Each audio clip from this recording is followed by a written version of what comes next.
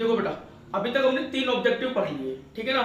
जो 3 ऑब्जेक्टिव हमने पढ़े हैं उसमें से कोई भी ऑब्जेक्टिव आपसे इंडिविजुअली पूछा जा सकता है या आपसे गवर्नमेंट बजट के ऑब्जेक्टिव भी पूछा जा सकता है। तो आप उन तीनों ऑब्जेक्टिव को बहुत ढंग से करें, वो तीनों इंपॉर्टेंट है। इसके अलावा 3 ऑब्जेक्टिव मैंने और लिखे हैं, इनके बारे में मैं आपको ओवरव्यू दे देता हूँ। ये ज्यादा इसमें कोई ऐसी मेहनत वाली बात नहीं है, आप सिंपली टेक्स्ट पढ़ेंगे तो समझ जाएंगे। देखो जरा, management of public enterprises. Public enterprises जैसे रेलवे, ओएनजीसी, सेल, गेल, भेल, ये सब क्या है, ये सब पब्लिक सेक्टर के अंडरटेकिंग्स है, पब्लिक, ये गवर्नमेंट कंपनियां हैं। तो इन कंपनियों को मैनेज करने के लिए भी रिसोर्सेज का एलोकेशन करना होता है।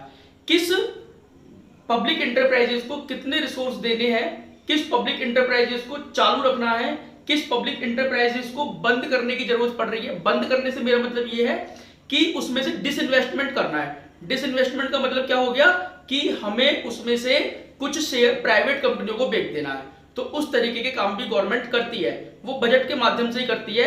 मतलब गवर्नमेंट ये भी सोचती है कि किस पब्लिक इंटरप्राइजेस को बंद करना है, किस पब्लिक इंटरप्राइजेस को चालू रखना है। तो यहाँ क्या लिखा है, there are large number of public sector industries which are established and managed for social welfare of the public। तो कुछ बहुत सारी पब्लिक सेक्टर कंपनियां हैं।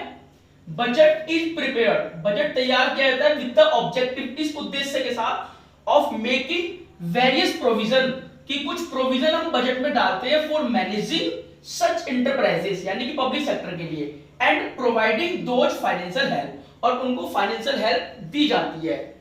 फॉर एग्जाम्पल डिसइन्वेस्टमेंट, आईपीओ या एलोकेशन इन बजट। तो बजट में अगर मान लो हमें किसी पब्लिक सेक्टर को चालू रखना है तो उसके लिए प्रावधान किए जाते हैं, प्रोविजन बनाई जाती हैं। या हो सकता है किसी पब्लिक सेक्टर को प्राइवेट प्लेयर को देने की बात हो, जैसे एयर इंडिया को कह रहे हैं जी एयर इंडिया को हम प्राइवेट कंपनियों को दे देंगे, प्राइवेट प्लेयर अगर मिल जाएगा। तो एयर इंडिया में बहुत ज्यादा लॉस चल रहा है, 50,000 करोड़ का उसमें लॉस बताया जा रहा है। तो उस तरह की चीजें होती हैं, तो गवर्नमेंट इनको मैनेज करने का काम करती है, ठीक। अच्छा, दूसरा मैंने लिखा है यहाँ पर, to reduce poverty, unemployment and regional disparity. वैसे तो पिछले 3 ऑब्जेक्टिव में हम ये पढ़ चुके हैं कि गवर्नमेंट पॉवर्टी, गरीबी को कम करने के लिए, अनएम्प्लॉयमेंट को कम करने के लिए क्या करती है, रीजनल डिस्पैरिटी को भी कम करती है। रीजनल डिस्पैरिटी से मतलब ये है कि जब भी गवर्नमेंट बजट तैयार करती है तो कहीं ऐसा ना हो कि कोई आईआईटी दिल्ली में ही खुल के रह जाए, कोई एम्स लखनऊ में बन जाए, या कोई जो माइंस है, मतलब कुछ भी अगर आपको गवर्नमेंट इंटरप्राइजेस अगर कोई बनानी है तो कहीं ऐसा ना हो कि वो क्या नाम है, राजस्थान में ही बन के रह जाए।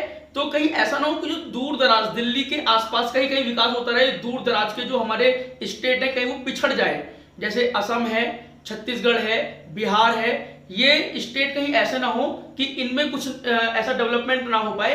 तो गवर्नमेंट को गवर्नमेंट बजट के माध्यम से भी ये सारी चीजें देखनी पड़ती हैं कि भाई कहीं रीजनल डिस्पैरिटी ना हो जाए, यानी कि क्षेत्रीय भेदभाव, तो उसे भी गवर्नमेंट को गवर्नमेंट बजट के माध्यम से देखना पड़ता है कि भाई हर जगह का विकास होना चाहिए, हर जगह अनएम्प्लॉयमेंट कहीं ना हो, हर जगह एम्प्लॉयमेंट होना चाहिए, कहीं भी गरीबी ना हो, हर जगह लोगों को रोजगार मिलना चाहिए ताकि गरीबी भी खत्म हो सके और उस क्षेत्र का विकास हो सके।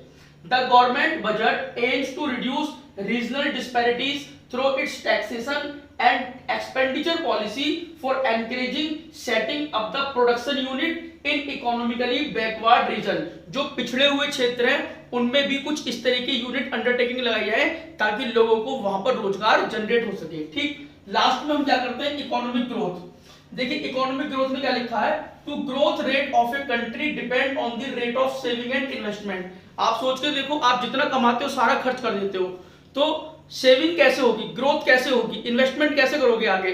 तो गवर्नमेंट ये सोचती है कि भाई जो भी हमारे पास रिसीट आती है उसमें से कुछ सेव किया जाए, कुछ इन्वेस्ट किया जाए पब्लिक सेक्टर कंपनियों में, ताकि इकोनॉमिक ग्रोथ हो सके, ताकि इकोनॉमी को देश की बढ़ावा मिल सके। तो वही बात वो कह रहे हैं, rate of the growth rate of country depend on the rate of saving and investment.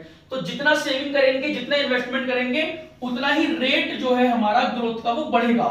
So through budgetary policy aims to mobilise sufficient resources for investment in public sector.